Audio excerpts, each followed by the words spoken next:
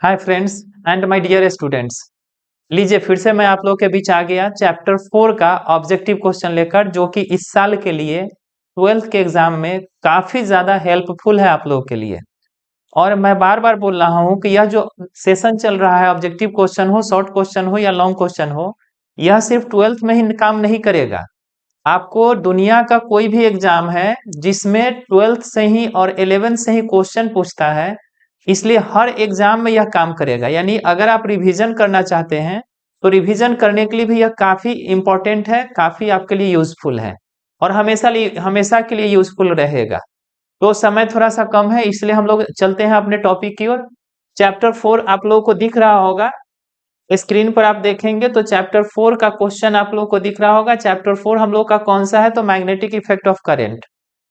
और magnetic effect of current को ही NCERT में देखिएगा तो मूविंग चार्जेस के नाम से है। यानी इस चैप्टर में चार्ज जो है वह मूव करना शुरू कर देता है, और मूव करना शुरू कर देता है मतलब इसमें इलेक्ट्रिक फील्ड भी प्रोड्यूस होता है और मैग्नेटिक फील्ड भी प्रोड्यूस होता है, तो दोनों फील्ड का समावेश हो जाता है।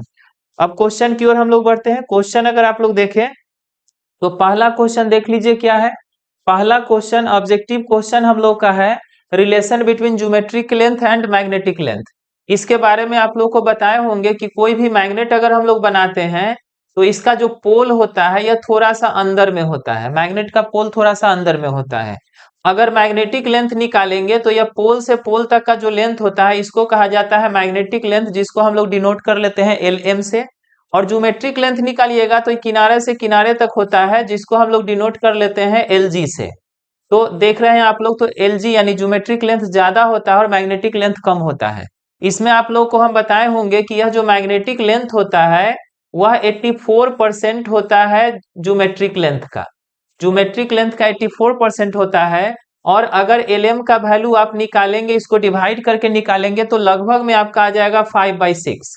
तो LM जो होता है वो LG का लगभग 5/6 गुना होता है। LM जो होता है वो LG का लगभग 5/6, यहाँ नहीं, यहाँ 6/5 है। देख लीजिए, थोड़ा सा मिस कर जाएंगे आप लोग। यहाँ देखिएगा तो LM बराबर है 5/6 LG। तो यह ऑप्शन ए हम लोग का सही है, बी में उल्टा करके दिया हुआ है। नेक्स्ट आगे बढ़ते हैं दूसरा क्वेश्चन की ओर। दूसरा क्वेश्चन देख रहे होंगे, अभी अभी आप लोगों को चैप्टर स्टार्ट करने से पहले ही हम बोले हैं कि अगर चार्ज मूव कर रहा है तो वहां पर इलेक्ट्रिक फील्ड और मैग्नेटिक फील्ड दोनों प्रोड्यूस होता है। वही पूछ दिया, गतिशील आवेश उत्पन्न करता है। और यह क्वेश्चन देखिएगा तो मॉडल 24 का भी है, उसके बाद एनुअल में 10 में पूछा हुआ है, और कम्प्लीमेंट्री एग्जाम जो 16 में हुआ था उसमें पूछा हुआ है। और इसका सही आंसर क्या हो जाएगा? तो both electric field and magnetic field, विद्युतीय क्षेत्र और चुंबकीय क्षेत्र दोनों उत्पन्न करेगा। तीसरा क्वेश्चन की ओर बढ़ते हैं हम लोग। तीसरा क्वेश्चन है, अच्छा इसी में एक चीज और जान लीजिए, पीछे आप लोगों को पहला दूसरा चैप्टर में हम बताए भी होंगे कि गतिशील आवेश है तो दोनों हो गया, लेकिन इसमें अगर स्थिर आवेश होता है, स्टैटिक चार्ज होता है, तो स्टैटिक चार्ज जो है वह सिर्फ इलेक्ट्रिक फील्ड प्रोड्यूस करता है। ध्यान में रखिएगा, आवेश अगर स्थिर है तो सिर्फ विद्युत क्षेत्र उत्पन्न करेगा, आवेश मूविंग है तो विद्युत क्षेत्र और चुंबकीय क्षेत्र दोनों उत्पन्न करेगा। अब चलिए तीसरा क्वेश्चन की ओर चलते हैं हम लोग। तीसरा क्वेश्चन में आप लोगों से पूछा जा रहा है SI unit of pole strength, ध्रुव प्रबलता का एसआई मात्रक। ध्रुव प्रबलता का फॉर्मूला याद कीजिए। ध्रुव प्रबलता को हम लोग डिनोट करते हैं किससे? तो M से, और M का फॉर्मूला होता है IL। IL का यूनिट अगर भरिएगा तो करंट का हो जाएगा एम्पियर और लेंथ का हो जाएगा मीटर। तो पोल स्ट्रेंथ का यूनिट हम लोग का क्या होता है? तो एम्पियर मीटर होता है। एम्पियर मीटर अगर आप खोजेंगे तो सी में यहाँ पर मिल गया। नीचे में फिर से देखिए वही क्वेश्चन है, सिर्फ ऑप्शन को चेंज कर दिया गया है। ऑप्शन को चेंज करके पूछ दिया है, लेकिन चाहे जो भी हो हम लोग का आंसर तो एम्पियर मीटर ही ना होगा। पोल स्ट्रेंथ यानी ध्रुव प्रबलता का यूनिट क्या होता है? तो एम्पियर मीटर। 3 का भी आंसर सी में एम्पियर मीटर है, और 4 का भी देखिएगा तो सी में एम्पियर मीटर ही है। ऑप्शन सिर्फ बदला हुआ है, अलग अलग साल में यह क्वेश्चन पूछा है। इसमें जो भी क्वेश्चन है या तो मॉडल का है, नहीं तो आपका एग्जाम में पूछा हुआ क्वेश्चन है। तो अलग अलग साल में अलग अलग रूप में पूछा है, इसलिए दोनों क्वेश्चन का आंसर हो जाएगा एम्पियर मीटर। 5 नंबर क्वेश्चन में चलिए। 5 नंबर क्वेश्चन में देखिएगा तो चुंबकीय आघूर्ण का एसआई मात्रक लिखना है, यानी मैग्नेटिक मोमेंट का एसआई यूनिट लिखना है। मैग्नेटिक मोमेंट के लिए जरा याद कीजिए, मैग्नेटिक मोमेंट को हम लोग डिनोट किए थे कैपिटल M से, और कैपिटल M का फॉर्मूला था स्मॉल m इंटू 2L, यानी पोल स्ट्रेंथ इंटू में लेंथ। पोल स्ट्रेंथ का यूनिट अभी अभी ऊपर में आप लोग देखे हैं एम्पियर मीटर, और 2L जो होता है दोनों पोल के बीच का डिस्टेंस होता है, जिसका यूनिट मीटर हो जाएगा, यानी एम्पियर मीटर स्क्वायर हो जाएगा। यानी मैग्नेटिक मोमेंट यानी मैग्नेटिक डाइपोल मोमेंट का यूनिट क्या हो गया, तो एम्पियर मीटर स्क्वायर। अब अगर एम्पियर मीटर स्क्वायर ऑप्शन में है मतलब सही है। अगला क्वेश्चन अगर आप लोग देखेंगे छठा क्वेश्चन में, तो फिर से वही क्वेश्चन है, चुंबकीय आघूर्ण का मात्रक बताइए। क्वेश्चन वही है। अब क्वेश्चन वही है तो एम्पियर मीटर स्क्वायर ऑप्शन में खोजिएगा तो नहीं है, ऑप्शन में एम्पियर मीटर स्क्वायर नहीं है। अब इसके लिए क्या करना होगा, तो इसका दूसरा फॉर्मूला याद करना होगा। हालांकि दूसरा फॉर्मूला जो है आप लोग को इसके बाद वाला चैप्टर में पढ़ना है, और बाद वाला चैप्टर में क्या होता है, तो टाउ इज इक्वल टू होता है, आप लोग पढ़े होंगे M B sine theta. Torque का फॉर्मूला होता है एम बी साइन थीटा, और इस फॉर्मूला में से अगर हम m को अलग करते हैं तो हो जाएगा tau by B sine theta, इस तरह हो जाएगा। इस फॉर्मूला के आधार पर अगर यूनिट निकालते हैं तो टॉर्क का यूनिट हो जाता है न्यूटन मीटर, जिसको जूल हम लोग लिख सकते हैं, और मैग्नेटिक फील्ड का यूनिट हो जाएगा टेस्ला, साइन थीटा का यूनिट नहीं होता है। इस तरह हम लोग का सही आंसर क्या हो जाएगा, तो जूल पर टेस्ला हो सकता है। तो दूसरा यूनिट डाइपोल मोमेंट का क्या हो सकता है, यानी मैग्नेटिक डाइपोल मोमेंट का, तो जूल पर टेस्ला। जूल पर टेस्ला यहाँ पर ऑप्शन में दिया हुआ है, इसलिए ऑप्शन बी इसका सही है।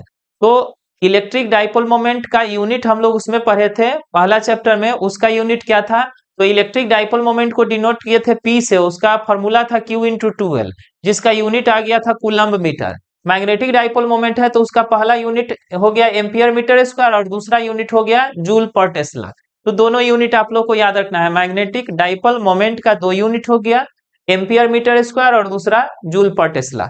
आगे बढ़ते हैं नेक्स्ट क्वेश्चन की ओर। नेक्स्ट क्वेश्चन हम लोग का है 7 नंबर। 7 नंबर क्वेश्चन देख लीजिए क्या दिया हुआ है।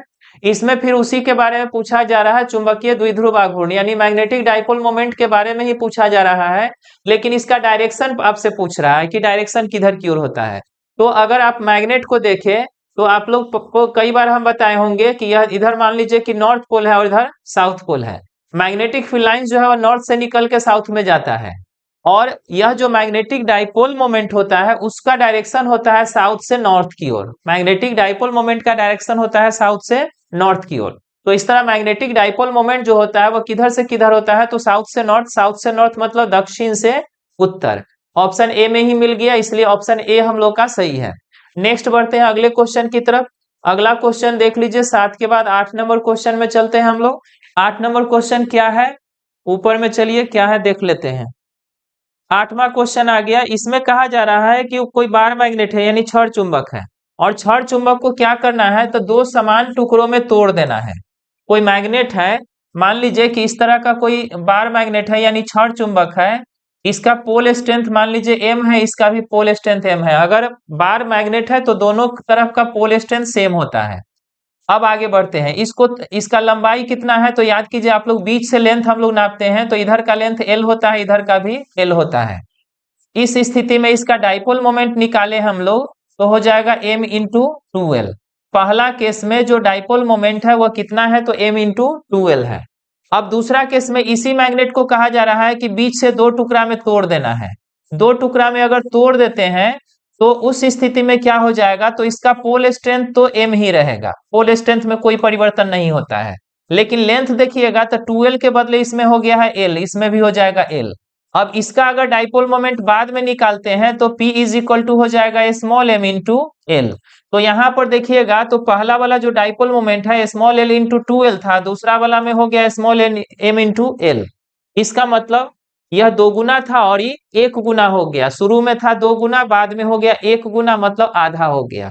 तो अगर आप दो टुकड़ा में तोड़ देते हैं तो प्रत्येक टुकड़े का जो चुंबकीय आघूर्ण होगा वह पहले वाले चुंबकीय आघूर्ण का क्या हो जाएगा, तो आधा हो जाएगा। आधा हो जाएगा। अगर हम इसको m से डिनोट करते हैं तो m/2 हो जाएगा। एक्चुअली होता क्या है, तो डाइपोल मोमेंट को P से भी डिनोट करते हैं, m से भी डिनोट करते हैं, लेकिन हम खुद बताए थे आप लोगों को कि मैग्नेटिक डाइपोल मोमेंट है तो उसको m से ही डिनोट करेंगे। तो यह पहला वाला हो जाएगा और यह दूसरा वाला हो जाएगा। दूसरा वाला यानी दोनों का रेशियो निकालिएगा m1 और m2 का, तो m1 जो होगा 2 गुना होगा, m2 जो होगा वह 1 गुना होता है। तो डाइपोल मोमेंट आधा हो जाएगा। आगे बढ़ते हैं नेक्स्ट क्वेश्चन में।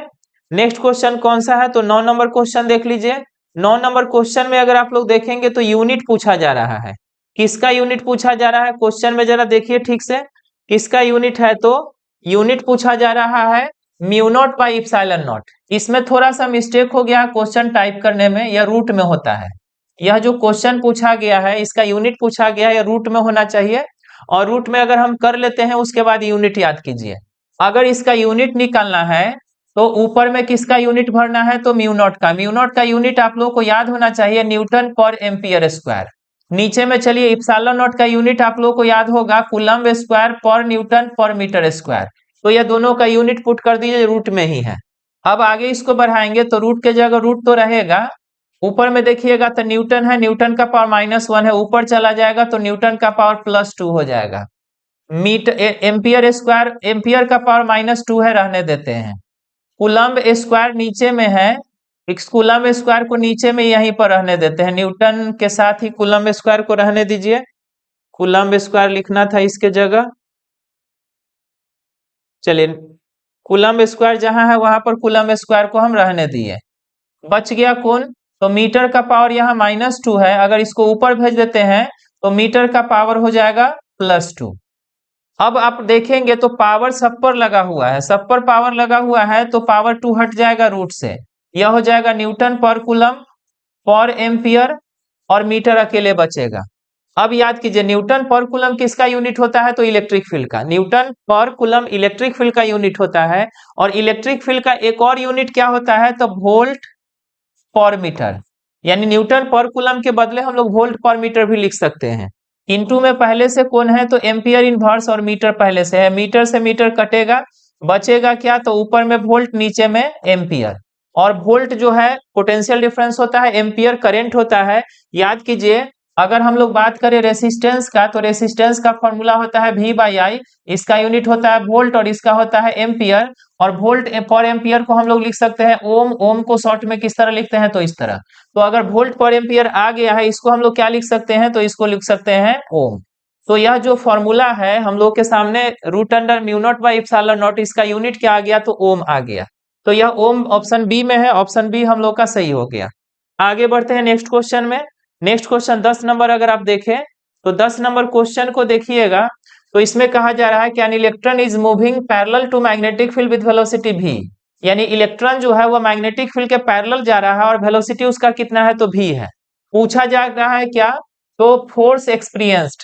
अब याद कीजिए अगर इलेक्ट्रॉन चल रहा है, फोर्स आपको निकालना है, तो फोर्स का फॉर्मूला क्या होता है, तो इसका फॉर्मूला होता है QVB sin थीटा। आप लोग पढ़े होंगे इसको।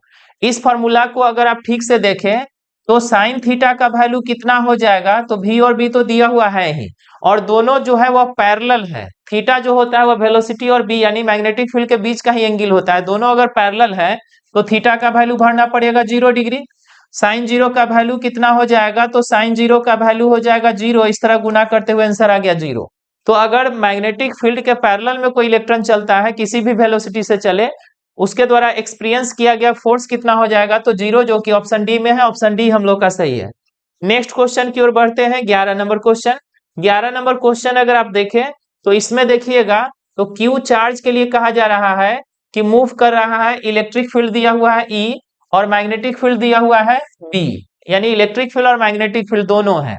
अब याद कीजिए इसमें लॉरेंज फोर्स आप लोगों को पढ़ाए थे, लॉरेंज फोर्स में यह कहा गया था कि अगर कोई चार्ज को इलेक्ट्रिक फील्ड में भी चलाते हैं, मैग्नेटिक फील्ड में भी चलाते हैं, मतलब इलेक्ट्रिक फील्ड भी उत्पन्न हो रहा है, मैग्नेटिक फील्ड भी उत्पन्न हो रहा है, उस स्थिति में दोनों पर जो फोर्स लगता है उसके लिए क्या करते हैं, तो इलेक्ट्रिक फोर्स और मैग्नेटिक फोर्स जो दोनों को जोड़ देते हैं, और दोनों को जोड़ते हैं किस मेथड से, तो वेक्टर के मेथड से जोड़ते हैं। अब अगर आप दोनों को वेक्टर के मेथड से जोड़ देंगे तो इलेक्ट्रिक फोर्स का फॉर्मूला था Q इंटू E और मैग्नेटिक फोर्स का फॉर्मूला होता है Q into V cross B। तो इस तरह का फॉर्मूला हम लोग का आया था, इसमें से Q को अगर कॉमन ले लेते हैं तो हो जाता है E plus V cross B। अब इसमें से थोड़ा सा हम इसको डिलीट कर दे, E प्लस हो जाएगा कितना, तो V क्रॉस B। तो इस तरह लॉरेंज फोर्स का फॉर्मूला होता है, यानी जहां इलेक्ट्रिक फील्ड और मैग्नेटिक फील्ड दोनों हो वहां पर फोर्स जो एक्सपीरियंस किया जाता है उसी को कहा जाता है लॉरेंज फोर्स, और इस लॉरेंज फोर्स का फॉर्मूला होता है Q into E plus V cross B। अब यह ऑप्शन में खोजिए कहां पर है, यहाँ पर वेक्टर का चिन्ह नहीं दिया हुआ है, हम डाल देते हैं, छूट गया है देना। कहीं भी वेक्टर का चिन्ह डाल के अगर मिलाइएगा तो सी वाला देखिए E plus V cross B, सी वाला हम लोग का आंसर मैच कर रहा है, इसलिए ऑप्शन सी सही है। आगे बढ़ते हैं नेक्स्ट क्वेश्चन में, जरा देख लीजिए 12 नंबर क्वेश्चन में जो अभी ऊपर हम लोग प्रूफ किए थे वही क्वेश्चन आ गया। लॉरेंज फोर्स का फॉर्मूला इसमें पूछा जा रहा है, लॉरेंज बल का व्यंजक पूछा जा रहा है। अभी अभी फॉर्मूला प्रूफ किए थे, F इज इक्वल टू क्या था, तो Q into E plus V cross B, जो कि ऑप्शन ए में आप लोग को दिख रहा है एकदम सही सही। तो इस तरह ऑप्शन ए हम लोग का सही है 12 नंबर क्वेश्चन के लिए। नेक्स्ट क्वेश्चन में बढ़ते हैं, 13 नंबर क्वेश्चन। 13 नंबर क्वेश्चन में दिया हुआ है, क्या दिया हुआ है, तो two parallel electron beams moving in same direction. दो पैरेलल इलेक्ट्रॉन बीम है और दोनों सेम डायरेक्शन में जा रहा है। इसके लिए जरा याद कीजिए, दो पैरेलल वायर के बीच फोर्स हम लोग निकाले थे, और दो पैरेलल वायर के बीच में अगर फोर्स निकालते हैं और दोनों में सेम डायरेक्शन में करंट जाता है तो दोनों के बीच में अट्रैक्शन का फोर्स होता है। लेकिन अगर करंट का डायरेक्शन उल्टा कर दीजिएगा, एक ऊपर की ओर दिखा देते हैं और एक नीचे की ओर दिखा देते हैं, उस स्थिति में फोर्स रिपल्सन हो जाता है। यहाँ पर क्या पूछ रहा है, इसको देखिए, तो अब यही पूछ रहा है कि आकर्षण होगा कि विकर्षण होगा। तो यहाँ ऊपर में देखिएगा तो दिशा समान है, और दिशा समान है उस स्थिति में फोर्स जो होता है वो अट्रैक्शन का होता है। ए में कहा गया है कि रिपेल करेगा, गलत हो जाएगा। बी में कहा गया है न तो अट्रैक्ट करेगा न रिपेल करेगा, गलत हो जाएगा। सी में कहा गया है कि सिर्फ अट्रैक्ट करेगा, मतलब सी वाला सही है। इसमें ध्यान में रखिएगा, अगर इलेक्ट्रॉन का या करंट का डायरेक्शन अपोजिट हो तो दोनों एक दूसरे को रिपेल करता है। डायरेक्शन अपोजिट तो रिपेल करेगा, और डायरेक्शन अगर सेम है तो अट्रैक्ट करेगा। फोर्स का फॉर्मूला भी इसमें याद कर लीजिए। इसमें फोर्स अगर दोनों के बीच में आपको फोर्स निकालना पड़े तो फॉर्मूला इसका आता है mu naught I1 I2 divided by 2 pi R, into में आता है L। और अगर इसी में यूनिट लेंथ पर फोर्स बताना हो तो यूनिट लेंथ के लिए लेंथ को इधर ले आते हैं। फॉर्मूला हम लोग का हो जाता है mu naught I1 I2 divided by 2 pi R. तो अगर फोर्स का फॉर्मूला पूछता है दो पैरेलल वायर के बीच में, तो फोर्स डायरेक्ट फोर्स हो जाएगा इतना और यूनिट लेंथ का फोर्स हो जाएगा इतना। आगे बढ़िए, नेक्स्ट क्वेश्चन की तरफ बढ़ते हैं हम लोग। 13 नंबर के बाद 14 नंबर क्वेश्चन। 14 नंबर क्वेश्चन देख लीजिए, आ गया। इस क्वेश्चन में आप देखेंगे तो क्वेश्चन में कहा जा रहा है कि साइक्लोट्रॉन में किसी आवेशित कण का आवर्तकाल महत्तम चाल भी हो तो इसमें से कौन सा रिलेशन सही है। यह क्वेश्चन कब का है, तो देख लीजिए यहाँ पर, यह सेंटअप क्या है, सेंटअप, हाँ सेंटअप एग्जाम और एनुअल एग्जाम। सेंटअप जो हुआ था 2023 में एग्जाम, उसमें भी पूछा था, और एनुअल एग्जाम जो हुआ था उसमें भी पूछा था। आप लोग को कई बार हम बोले हैं कि सेंटअप एग्जाम का क्वेश्चन जो होता है वो इंपॉर्टेंट होता है। देख लीजिए 23 में सेंटअप में पूछा तो फिर एनुअल में भी पूछ दिया। लेकिन इसमें आप देखेंगे तो A B C D E 5 option हम दे दिए हैं। क्वेश्चन जबकि पूछा होगा तो 4 ऑप्शन ही दिया होगा, और चारों ऑप्शन कौन सा था, तो यह चारों ऑप्शन था। इसमें एग्जाम में जो क्वेश्चन पूछा था यह चारों ऑप्शन था, जिसमें से बाद में इस क्वेश्चन को कैंसिल भी किया गया था। और हम बताए भी थे उस साल, जिस साल यह क्वेश्चन दिया था, कि एक ही क्वेश्चन सेट में 4 क्वेश्चन गलत पाया गया था। उसका वीडियो भी अपलोड होगा। चलिए, ऐसा इसलिए हो गया इस क्वेश्चन में 5वां ऑप्शन इसलिए हमें डालना पड़ा चूंकि यह चारों के चारों ऑप्शन मैच नहीं करता है, यानी टाइम पीरियड को वेलोसिटी से कोई मतलब नहीं है, इसलिए अलग से हमें 5वां ऑप्शन डालना पड़ा है। यह कैसे होता है इसको जरा समझ लीजिए। कैसे होता है इसको समझने के लिए सबसे पहले साइक्लोट्रॉन में जो चार्ज्ड पार्टिकल है उसका टाइम पीरियड हम लोग निकालेंगे। और आप लोग को अगर पढ़ाए होंगे तो याद होगा कि इसमें कोई भी फॉर्मूला आपको निकालना हो, लेके चलते हैं क्या, तो centripetal force is equal to magnetic force. तो इस तरह मेन फॉर्मूला इसको लेके चलते हैं और इसी से सारा कैलकुलेशन करते हैं। वेलोसिटी से वेलोसिटी कटेगा, अगर भी एक छोड़ देते हैं तो ऊपर में चला जाएगा QBR और नीचे में चला जाएगा M। तो यह वेलोसिटी का फॉर्मूला हो गया। आगे बढ़ते हैं, अगर हमें टाइम पीरियड निकालना है, टाइम पीरियड के लिए क्या करते हैं, तो एक चक्कर का डिस्टेंस होता है 2 पाई आर, वेलोसिटी भी है। 2 पाई आर के जगह 2 पाई आर रहने देते हैं, और वेलोसिटी के जगह ऊपर में जो निकाले हैं QBR बाई M इसको भर देते हैं। R से R कटेगा, फॉर्मूला क्या हो जाएगा, तो ऊपर में M चला जाएगा तो 2 पाई M हो जाएगा, नीचे में हो जाएगा Q इंटू B। तो यह वेलोसिटी का फॉर्मूला निकल गया। वेलोसिटी का नहीं, टाइम पीरियड का फॉर्मूला निकल गया। तो टाइम पीरियड का जो फॉर्मूला निकला, इस फॉर्मूला में अगर आप देखें तो इस फॉर्मूला में टाइम पीरियड का जो फॉर्मूला है उसमें वेलोसिटी कहीं है ही नहीं, और वेलोसिटी नहीं है, कट गया है वेलोसिटी। और वेलोसिटी अगर नहीं है इसका मतलब टाइम पीरियड को वेलोसिटी से कोई मतलब नहीं है। टाइम पीरियड को किससे मतलब है, तो चार्ज्ड पार्टिकल के मास से, उसके चार्ज से, और उसके मैग्नेटिक फील्ड से। कितना वेलोसिटी से चार्ज्ड पार्टिकल रोटेट कर रहा है या सर्कुलर मोशन में है, उससे हमको कोई मतलब नहीं है। और यह जो साइक्लोट्रॉन होता है इसका सिद्धांत का भी यही कहना है कि इसमें जो टाइम पीरियड होता है चार्ज्ड पार्टिकल का, वह जो होता है उसके वेलोसिटी से इंडिपेंडेंट होता है और साथ ही रेडियस से भी इंडिपेंडेंट होता है। तो यहाँ पर देखिएगा, तो अगर रेडियस भी पूछता तो भी इंडिपेंडेंट होता। टाइम पीरियड को ना तो रेडियस पर से कोई मतलब है और ना ही वेलोसिटी से कोई मतलब है। और v का पावर अगर हम 0 दे दिए हैं, इसका वैल्यू हो जाता है 1। वैल्यू 1 हो गया, इसका मतलब होता है कि टाइम पीरियड को वेलोसिटी से कोई मतलब नहीं है। अब आप समझ गए होंगे। आगे बढ़ते हैं 15 नंबर क्वेश्चन में। 15 नंबर क्वेश्चन को अगर आप देखें तो इसमें दिया हुआ है resistance of a galvanometer is G. Galvanometer से क्वेश्चन है जिसमें रेसिस्टेंस गैल्वेनोमीटर का दिया हुआ है। कितना दिया हुआ है रेसिस्टेंस? तो जी। और जी रेसिस्टेंस दिया हुआ है। इस क्वेश्चन में कहा क्या जा रहा है? तो गैल्वेनोमीटर का प्रतिरोध जी है और मुख्य धारा का 1% पास हो रहा है गैल्वेनोमीटर से। तो संट का मान, यहाँ पर संट होना चाहिए। आपसे पूछ रहा है संट का वैल्यू कितना होगा। क्वेश्चन में इंग्लिश में भी देखिएगा तो 1% पास हो रहा है, करंट पास हो रहा है कहां से? तो गैल्वेनोमीटर से। वैल्यू पूछ रहा है किसका? तो संट का। अब इसमें जरा याद कीजिए, अगर हम यहाँ पर गैल्वेनोमीटर लगा देते हैं तो आप लोग पढ़े होंगे कि गैल्वेनोमीटर के पैरेलल में अगर हम संट को जोड़ देते हैं तो यह ज्यादा सेफ होता है। यानी संट का यूज होता है गैल्वेनोमीटर के सेफ्टी में ही, इसलिए इसको हमेशा पैरेलल में ही जोड़ते हैं। अगर इधर से टोटल करंट आ रहा है आई, गैल्वेनोमीटर से जो करंट पास करेगा उसको बोल देते हैं आई जी, और संट से जो करंट पास होता है उसको बोल देते हैं आई एस। अगर इसमें हम लोग जंक्शन रूल में चलते हैं तो याद कीजिए आप लोग, जंक्शन रूल के अनुसार यहाँ पर इस सर्किट में जाइएगा तो I G into G is equal to हो जाता है आई एस इंटू एस। अब आईएस के बदले क्या लिख सकते हैं? चूंकि क्वेश्चन में आईएस का कोई मतलब नहीं है, इसलिए आईएस के बदले आईजी, आई माइनस आईजी हम लोग लिख सकते हैं। तो IG into G is equal to हो जाएगा आई माइनस आईजी, इंटू में कर सकते हैं एस। इसको अगर मल्टीप्लाई कर देते हैं तो IG into G is equal to हो जाएगा आई इंटू एस माइनस में आईजी इंटू एस। अब आईजी को अगर इधर ले आते हैं तो यह प्लस में आ जाएगा और कॉमन ले लेते हैं तो आईजी के साथ हो जाएगा जी प्लस एस, और उधर में क्या बचेगा? तो आई इंटू एस। तो इस तरह I G into G plus S is equal to I into S आ गया। इसमें से आई जी को अगर हम अलग करें तो आई जी का फॉर्मूला कितना हो जाएगा? तो आई जी का फॉर्मूला हो जाएगा, ऊपर में पहले से आई इंटू एस है तो रहेगा, नीचे में कौन चला जाएगा? तो जी प्लस एस। तो इस तरह आई जी का फॉर्मूला हम लोग का आ गया I into S by G plus S. इस फॉर्मूला को याद कर लीजिए, फिर से हम लिख देते हैं। आई जी का फॉर्मूला कितना आ गया? तो I into S divided by G plus S, यह फॉर्मूला आ गया। इस फॉर्मूला को अगर आप याद कर सकते हैं तो अच्छी बात है, नहीं याद कर सकते हैं तो याद कर लीजिए। अभी हम कैसे निकालें उस तरह आप निकाल सकते हैं इसको। आगे बढ़िए, क्वेश्चन में देखिएगा तो आईजी के लिए कह रहा है कि 1% है, और किसका 1% है? तो आई का 1% है, आई का 1% है।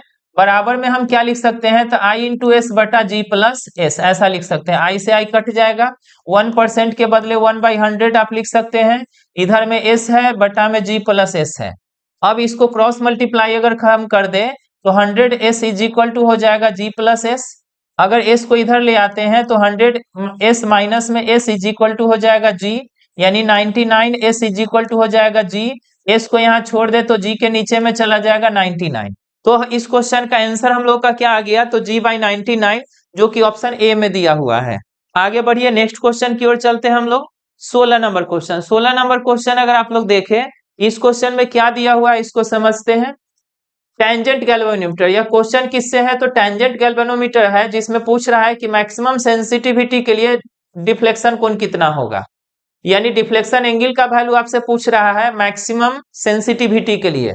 इसमें मैक्सिमम सेंसिटिविटी के लिए समझिए पहले, डिफ्लेक्शन जो होता है डी थीटा, इस फॉर्मूला में आप कैलकुलेशन हम लोग करते हैं तो एक जगह फॉर्मूला आता है जिसमें डी थीटा जो होता है यह साइन 2 थीटा के डायरेक्टली प्रोपोर्शनल आता है।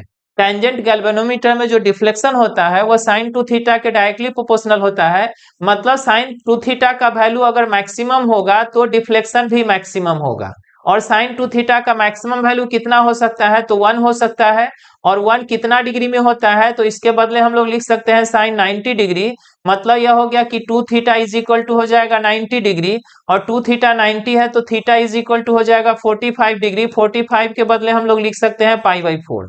तो इस तरह आप देखेंगे तो 16 नंबर क्वेश्चन का सही आंसर हो जाएगा पाई बाई 4, यानी 45 डिग्री। आगे बढ़ते हैं नेक्स्ट क्वेश्चन की ओर। नेक्स्ट क्वेश्चन किसमें है? तो आपसे क्वेश्चन पूछ रहा है कि वोल्ट मीटर हमारे पास है, सॉरी गैल्वेनोमीटर है और वोल्ट मीटर बनाना है। गैल्वेनोमीटर में क्या जोड़ दे तो वोल्ट मीटर बन जाएगा। इसके लिए याद कीजिए, अगर आपको अमीटर बनाना हो या वोल्ट मीटर बनाना हो, दोनों के लिए क्या चाहिए तो गैल्वेनोमीटर। गैल्वेनोमीटर के पैरेलल में अगर लो रेसिस्टेंस यानी शंट जोड़ते हैं तो बन जाता है अमीटर। और अगर आपको वोल्ट मीटर बनाना है तो गैल्वेनोमीटर जो होता है इसके सीरीज में क्या जोड़ते हैं तो हाई रेसिस्टेंस जोड़ देते हैं। गैल्वेनोमीटर के सीरीज में अगर हाई रेसिस्टेंस जोड़ देते हैं तो यह बन जाता है, क्या बन जाता है तो वोल्ट मीटर बन जाता है। ऑप्शन कौन सा सही है? तो यहाँ पर तो लो रेसिस्टेंस है नहीं चलेगा, उच्च रेसिस्टेंस लेकिन पैरेलल में है नहीं चलेगा, निम्न रेसिस्टेंस नहीं चलेगा, उच्च रेसिस्टेंस है सीरीज में है। तो इस तरह हम लोग का डी सही है। इसमें फिर से याद कीजिए, अगर वोल्ट मीटर बनाना है तो गैल्वेनोमीटर के सीरीज में हाई रेसिस्टेंस जोड़ेंगे, अमीटर बनाना है तो गैल्वेनोमीटर के पैरेलल में लो रेसिस्टेंस यानी शंट जोड़ेंगे। नेक्स्ट क्वेश्चन की ओर चलते हैं, 18 नंबर क्वेश्चन। तो 18 नंबर क्वेश्चन देख लीजिए आप लोग। 18 नंबर क्वेश्चन में जो है resistance of an ideal ammeter यानी आदर्श अमीटर का प्रतिरोध आपसे पूछा जा रहा है। आदर्श अमीटर का प्रतिरोध के लिए जरा समझ लीजिए, अभी अभी आपको समझाए हैं कि अगर आपको अमीटर बनाना है तो गैल्वेनोमीटर के पैरेलल में लगा देते हैं क्या तो शंट, और शंट लगा देते हैं इसका मतलब होता है कि स्मॉल रेसिस्टेंस को लगा देते हैं। और अगर पैरेलल में रेसिस्टेंस लगाते हैं तो फाइनल जो रेसिस्टेंस होता है और कम हो जाता है, और कम हो जाता है। तो उस स्थिति में अगर हम गैल्वेनोमीटर के पैरेलल में बहुत छोटा रेसिस्टेंस लगाते हैं तो टोटल रेसिस्टेंस का वैल्यू बहुत ही कम होता है। तो यह जनरल अमीटर होता है। जनरल अमीटर में जो रेसिस्टेंस होता है वो बहुत कम होना चाहिए, और बहुत कम में अगर हम सबसे अच्छा करना चाहते हैं, आदर्श अमीटर का मतलब हो गया सबसे अच्छा। तो सबसे अच्छा अमीटर अगर आपको बनाना है तो या तो रेसिस्टेंस सबसे कम न लेना पड़ेगा, और सबसे कम लेना पड़ेगा मतलब क्या लेना होगा तो जीरो। तो ध्यान में रखिएगा आप, अगर आपको सीधा सीधी कह रहा है कि अमीटर का प्रतिरोध कितना होगा, तो अमीटर का प्रतिरोध कितना होगा तो उसमें लिख सकते हैं बहुत कम। लेकिन आइडियल अगर लग गया तो आइडियल का मतलब हो गया सबसे अच्छा। सबसे अच्छा के लिए रेसिस्टेंस सबसे कम, सबसे कम क्या होगा तो जीरो। तो 18 का आंसर क्या हो जाएगा तो जीरो। यहाँ ऑप्शन वेरी स्मॉल भी है, लेकिन अभी अभी आपको हम बोले हैं कि वेरी स्मॉल कब चलेगा, जब यहाँ आइडियल वर्ड नहीं रहेगा तब। अगर आइडियल वर्ड है तो जीरो चलेगा, आइडियल वर्ड नहीं होता तब क्या चलता तो वेरी स्मॉल चलता। आगे बढ़ते हैं, 19 नंबर क्वेश्चन देख लीजिए। Resistance of an ideal ammeter, फिर से सेम क्वेश्चन है। यह कब है तो सेंटअप एग्जाम 2023 का, एनुअल एग्जाम 19 का, और यहाँ फिर एनुअल 22 का। क्वेश्चन को थोड़ा सा बदल दिया है लेकिन है क्वेश्चन वही, और अभी अभी आपको समझा दिए हैं कि अमीटर जो है आइडियल अमीटर है तो इसका रेसिस्टेंस हो जाएगा जीरो। 20 नंबर क्वेश्चन में चलते हैं हम लोग। 20 नंबर में फिर से देखिए वही क्वेश्चन है, तीसरा बार आ गया वही क्वेश्चन, और यह कब का है तो एनुअल 20 का और कम्प्लीमेंट्री 22 का। अब आगे बढ़िए, इसमें भी देखिएगा तो सीधा सीधी अमीटर है। अभी अभी आपको समझाए थे कि सीधा सीधी अमीटर होगा तो उसका रेसिस्टेंस बहुत कम लेके चलेंगे, और ऑप्शन में भी देखिएगा तो बहुत कम ही है, इसमें जीरो नहीं है। जहां बहुत कम होगा वहां जीरो नहीं होगा, तो इस तरह बहुत कम आंसर हो जाएगा, ऑप्शन सी सही हो जाएगा। आगे बढ़ते हैं नेक्स्ट क्वेश्चन में। 20 के बाद 21 नंबर क्वेश्चन में आ जाइए। 21 नंबर क्वेश्चन यहाँ से शुरू है, नीचे से शुरू है, इसको जरा सा ऊपर कर ले। 21 नंबर क्वेश्चन को थोड़ा सा ऊपर कर लीजिए इसको। चलिए ऊपर हो गया। अब हम लोग बढ़ते हैं 21 नंबर क्वेश्चन में। देखिए क्या दिया हुआ है, यहाँ पर आ जाए, when ammeter is shunted then its measurement range. अब इसमें समझिए, इसमें आप शंट का यूज याद कीजिए। शंट का यूज कहाँ कहाँ होता है, तो पहला यूज तो अभी तक आप लोगों को याद हो गया होगा, गैल्वेनोमीटर के सेफ्टी में। अगर गैल्वेनोमीटर को सुरक्षित रखना है तो उसके पैरेलल में हम लोग को शंट लगाना पड़ता है। दूसरा यूज इस क्वेश्चन में है, याद कर लीजिए दूसरा यूज क्या है, तो अमीटर का रेंज अगर आपको बढ़ाना है तो पैरेलल में शंट जोड़ देते हैं। पैरेलल में जैसे ही शंट जोड़ते हैं तो उस अमीटर का रेंज भी बढ़ जाता है, सुरक्षित भी रहता है, और साथ में क्या बढ़ जाता है तो रेंज भी बढ़ जाता है। तो जब इसको शंटेड किया जाएगा अमीटर को, तो क्या होगा, इसका माप सीमा जो है वह क्या होगा तो इंक्रीज कर जाएगा, इंक्रीज कर जाएगा। ऑप्शन ए में है। 22 नंबर क्वेश्चन में चलते हैं हम लोग। 22 नंबर क्वेश्चन क्या है, तो if an ammeter is shunted then the total resistance. अब इसमें फिर टोटल रेसिस्टेंस पूछ रहा है। अभी अभी आपको समझाए हैं कि शंट अगर लगाते हैं तो पैरेलल में ही ना लगाते हैं। अमीटर है या गैल्वेनोमीटर है, पैरेलल में फिर से शंट लगा देना है, तो जैसे ही शंट लगाइएगा तो इसका रेसिस्टेंस तो और कम ना हो जाएगा, तो इसका रेसिस्टेंस बहुत कम हो जाता है। तो अमीटर को जब संटित किया जाता है तो ध्यान दीजिए ऊपर भी इसी टाइप का क्वेश्चन था, लेकिन ऊपर में पूछ रहा था कि इसका माप सीमा क्या होगा, मेजरमेंट रेंज क्या होगा। इस क्वेश्चन में आपसे पूछ रहा है कि टोटल रेसिस्टेंस कितना होगा। तो मेजरमेंट अगर रेंज था तो रेंज बढ़ जाता है, लेकिन रेसिस्टेंस क्या हो जाता है तो डिक्रीज कर जाता है, यानी घट जाता है। तो इस क्वेश्चन का आंसर हो जाएगा बी। 22 के बाद 23 नंबर क्वेश्चन थोड़ा सा दिख रहा है, इसको ऊपर कर ले। अमीटर का सेंसिटिविटी आपसे पूछ रहा है, सेंसिटिविटी ऑफ अमीटर। याद कीजिए अमीटर का जो सेंसिटिविटी होता है इसका फॉर्मूला हो जाता है डिफ्लेक्शन बाई करंट। सेंसिटिविटी का फॉर्मूला होता है डिफ्लेक्शन बाई करंट, और इसी से डिफिनीशन भी निकल जाएगा। यूनिट करंट फ्लो के कारण जितना डिफ्लेक्शन होता है उसको कहा जाता है सेंसिटिविटी, यानी करंट सेंसिटिविटी। अगर किसी अमीटर से इकाई धारा प्रवाहित होकर आ रहे हैं उसके कारण जो डिफ्लेक्शन होता है उसको कहा जाता है धारा सुग्राहिता। तो धारा सुग्राहिता का फॉर्मूला क्या हो जाता है तो डिफ्लेक्शन बाई करंट किसमें है तो deflection by current option A में ही है। ऑप्शन ए इसका सही हो गया। आगे बढ़ते हैं नेक्स्ट क्वेश्चन की तरफ। Next question 24 number, volt meter क्या नापता है। याद कीजिए पोटेंशियोमीटर के बारे में पिछला चैप्टर में पढ़े होंगे। पोटेंशियोमीटर में हम समझाए थे कि वह सेल का जो है सेल का पोटेंशियल डिफरेंस नापता है, और साथ साथ तार का भी अगर कोई दो पॉइंट है तो उसका भी पोटेंशियल डिफरेंस नापता है। लेकिन वोल्ट मीटर जो है वह सिर्फ पोटेंशियल डिफरेंस नापता है तार का, चाहे किसी का भी हो, नापेगा क्या तो पोटेंशियल डिफरेंस ही ना नापेगा। आगे बढ़िए नेक्स्ट क्वेश्चन की ओर चलते हैं। 25 नंबर, 25 नंबर क्वेश्चन में अब आ गया वोल्ट मीटर के लिए आ गया। थोड़ा देर पहले आप लोग को एक क्वेश्चन मिला था कि अगर वोल्ट मीटर बनाना हो तो वोल्ट मीटर बनाने के लिए क्या करते हैं तो गैल्वेनोमीटर के सीरीज में हाई रेसिस्टेंस लगा देते हैं। अब जरा सोचिए, सीरीज में रेसिस्टेंस अगर लगाइएगा तो रेसिस्टेंस ज्यादा हो जाएगा कि कम हो जाएगा तो ज्यादा हो जाएगा, बढ़ जाएगा। तो रेसिस्टेंस जो होता है इसमें पूछ रहा है किसका तो आइडियल का, फिर वही बात हो जाएगा। अगर हम वोल्ट मीटर का बात करते हैं तो वोल्ट मीटर का रेसिस्टेंस हाई होता है। सीधा सीधी अगर वोल्ट मीटर का बात करें तो इसका रेसिस्टेंस क्या होता है तो हाई होता है, और हाई के साथ बहुत ज्यादा भी आप लिख सकते हैं, यानी वेरी हाई भी लिख सकते हैं। और इसमें अगर आइडियल वर्ड लग गया, कौन सा वर्ड लग गया आइडियल, तो यहाँ पर हाई का मतलब बहुत हाई हो जाएगा, आइडियल लगते ही बहुत हाई हो जाएगा, और बहुत हाई हो जाएगा मतलब कहां पर जाके रुकेगा तो इन्फिनिटी पर। अगर हम बात करें आइडियल वोल्ट मीटर का तो इसका रेसिस्टेंस कितना हो जाएगा तो इन्फिनिटी। फिर से हम वही बात कहेंगे अमीटर में जो समझाए थे, सीधा सीधी अमीटर होता, यहाँ पर आइडियल वर्ड नहीं होता, तब वेरी लार्ज चलता। सीधा सीधी वोल्ट मीटर होता तो हम लोग का आंसर क्या चलता तो बहुत बड़ा। लेकिन अगर आदर्श वर्ड लग गया, आइडियल वर्ड लग गया तो बहुत बड़ा से बढ़ते बढ़ते कहां तक पहुंच जाएगा तो इन्फिनिटी तक। इस तरह अभी जो क्वेश्चन हम लोग के सामने में है, सामने में जो क्वेश्चन है इसका सही आंसर क्या हो जाएगा तो इन्फिनिटी हो जाएगा, चूंकि यहाँ पर वर्ड लगा हुआ है आइडियल। अब यहाँ पर नीचे वाला में आइए, नीचे वाला क्वेश्चन को अगर आप देखें तो यह क्वेश्चन भी सेम है, resistance of an ideal volt meter. Question पूछने का तरीका भी सेम ही है, ऑप्शन सिर्फ चेंज कर दिया गया है। यहाँ पर ऑप्शन कुछ और था, यहाँ पर ऑप्शन कुछ और है, लेकिन आंसर थोड़े ना बदलेगा, आंसर तो वही रहेगा, इन्फिनिटी ही रहेगा। आगे बढ़ते हैं नेक्स्ट क्वेश्चन की ओर, देख लीजिए नेक्स्ट क्वेश्चन क्या है। अगला क्वेश्चन 26 के बाद 27 नंबर में चलते हैं। 27 नंबर क्वेश्चन जरा देखिए है ही नहीं, यानी इस चैप्टर में चौथा चैप्टर में क्वेश्चन थोड़ा सा कम है, ज्यादा क्वेश्चन ऑब्जेक्टिव इसमें नहीं है, 26 क्वेश्चन ही था। उसके बाद शॉर्ट क्वेश्चन है, शॉर्ट क्वेश्चन ऐसे ही आप लोग देख लीजिए, आंसर फिर हम बताएंगे। पहला क्वेश्चन है write down the definition and SI unit of magnetic dipole, यानी मैग्नेटिक डाइपोल का डिफिनीशन आपको बताना है, और साथ साथ मैग्नेटिक डाइपोल जो होता है डाइपोल का सीधा सीधी है, तो यहाँ हिंदी में देख लीजिए चुंबकीय द्विध्रुव आघूर्ण का बात हो रहा है, यानी मैग्नेटिक डाइपोल मोमेंट यहाँ पर होना चाहिए, मोमेंट वर्ड छूटा हुआ है। तो मैग्नेटिक डाइपोल मोमेंट का डिफिनीशन आपको बताना है और यूनिट बताना है। दूसरा क्वेश्चन लॉरेंज फोर्स क्या है, इस सब का हम फॉर्मूला आप लोग को ऑब्जेक्टिव में आ गया होगा, और आपको बार बार समझाते हैं कि फॉर्मूला जो आ गया है तो फॉर्मूला से ही डिफिनीशन निकलता है, और लॉरेंज फोर्स में जो अभी समझाए थे हम उसके आधार पर इसका डिफिनीशन आप लिख सकते हैं, और इसका फॉर्मूला तो ऑब्जेक्टिव में ही था।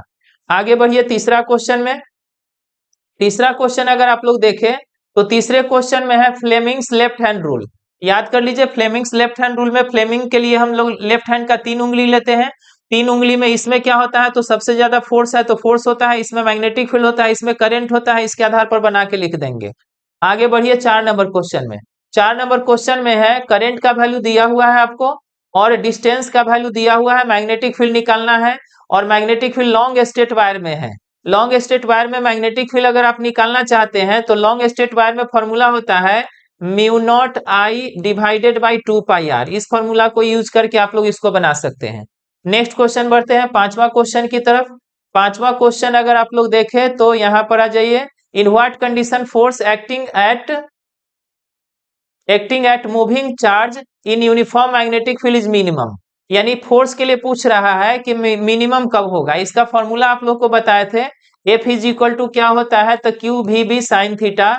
इसमें फोर्स को मिनिमम करने के लिए साइन थीटा मिनिमम करेंगे, और साइन थीटा मिनिमम करने का मतलब थीटा का वैल्यू जो लेंगे वह कितना लेंगे, तो 0 ले लेंगे। आगे बढ़िए, संट क्या है। संट के लिए अभी अभी आपको बता दिए हैं कि एक तरह का स्मॉल रेसिस्टेंस होता है जो कि गैल्वेनोमीटर के सेफ्टी के लिए उसके पैरेलल में जोड़ा जाता है, और दोनों यूज ऑब्जेक्टिव में हम बता चुके हैं। आगे बढ़ते हैं, अमीटर को सीरीज में क्यों जोड़ते हैं और वोल्ट मीटर को पैरेलल में क्यों जोड़ते हैं। तो अमीटर का रेसिस्टेंस वेरी बहुत छोटा होता है, इसलिए सीरीज में जोड़ा जाता है। और छोटे रेसिस्टेंस छोटा होने से क्या होता है फायदा, तो वह जो करंट फ्लो कर रहा है उसको अनइफेक्टेड रखता है। दूसरा, वोल्ट मीटर का रेसिस्टेंस हाई होता है, इसलिए पैरेलल में जोड़ते हैं ताकि करंट जो फ्लो कर रहा है वह अनइफेक्टेड रहे और वोल्ट सही सही नाप के बता देवे। खैर, इसका और डिटेल में बताएंगे आगे। फिर आगे बढ़ते हैं, अगला क्वेश्चन देख लीजिए क्या है।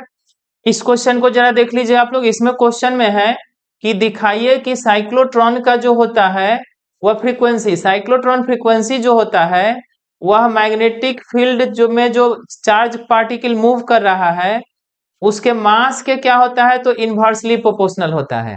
इस चीज को आपको साबित करना है कि फ्रीक्वेंसी जो होता है वह इनवर्सली प्रोपोर्शनल टू होता है मास के।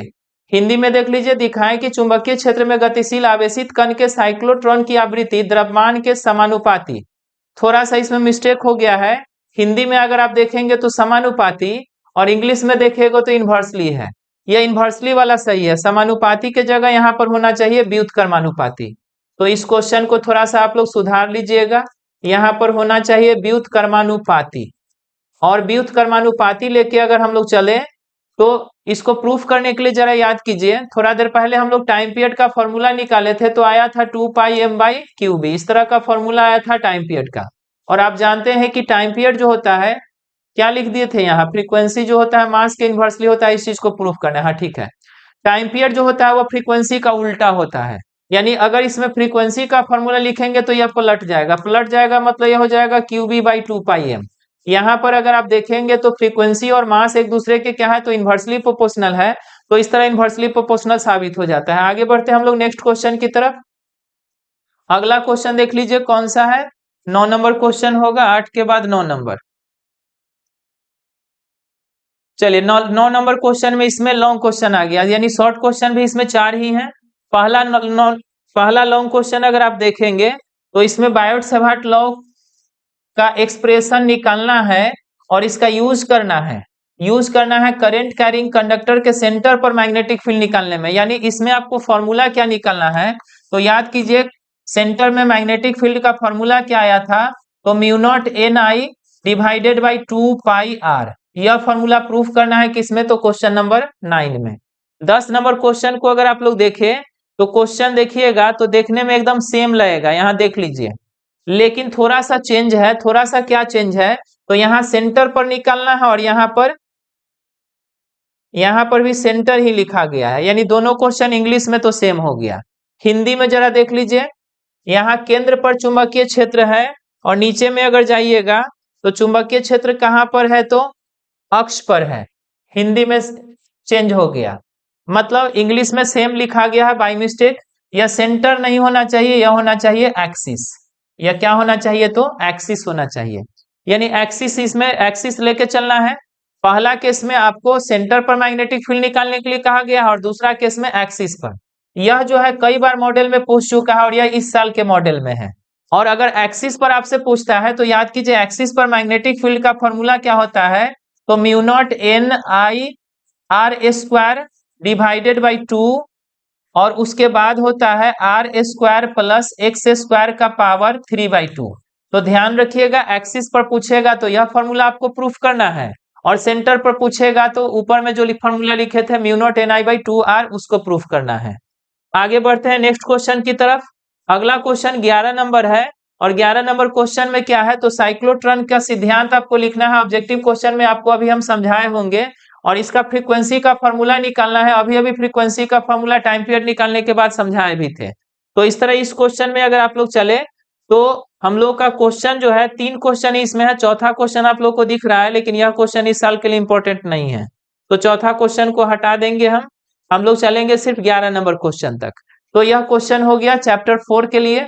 नेक्स्ट डे हम लोग फिर मिलेंगे, और नेक्स्ट डे जो चैप्टर होगा वह कौन सा होगा, तो चैप्टर नंबर 5 होगा। इसका आंसर आप लोग कंप्लीट कर लीजिएगा, और जितना ज्यादा हो सके रिवीजन करते रहिएगा। सबको वेरी वेरी गुड बाय। जुड़ने के लिए बहुत बहुत धन्यवाद।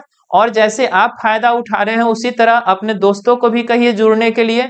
साथ साथ अगर आपको अच्छा लगता है तो प्लीज लाइक जरूर कर दीजिएगा, ताकि हमें भी फील हो कि हाँ आप लोग इस वीडियो को पसंद करते हैं, मेरा यह काम पसंद करते हैं। Very very thanks.